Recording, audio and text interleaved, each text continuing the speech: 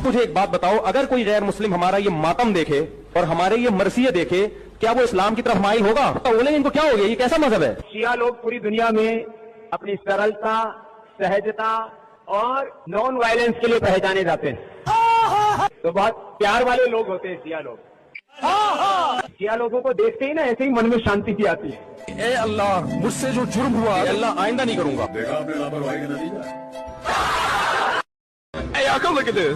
जी हाँ, हम भी यही कहते हैं। अगर मैं कहूँ कि हमारे सुन्नियत जो जिस पर सुन्नियत टिकी है, अगर उनके कारनामों को अगर गैर मुस्लिम पढ़ेंगे और देखेंगे तो वो क्या करेंगे?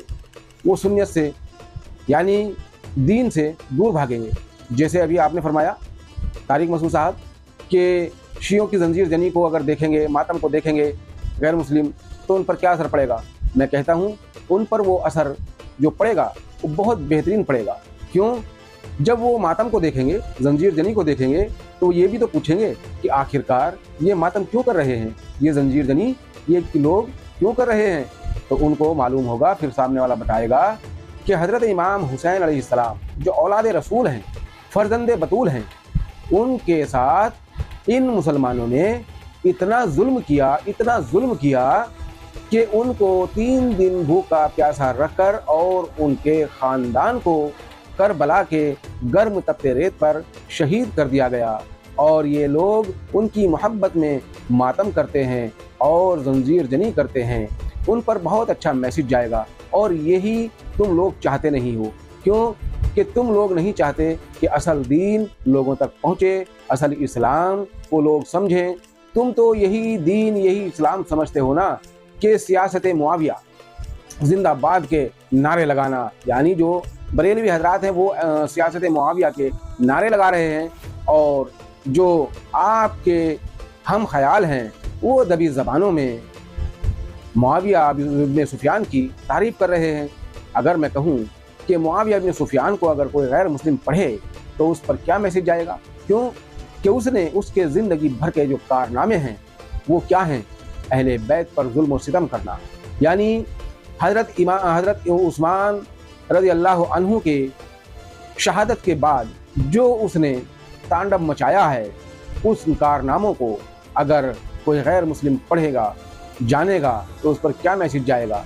यानी तुमने मुआविया इब्न सुफियान को मौला कायनात मौला अली के मुकाबले में लाकर खड़ा कर दिया। यानी मुआविया से मोहब्बत इतनी बढ़ गई तुम्हें कि मौला अली का मकाम तुम्हें समझ नहीं आता।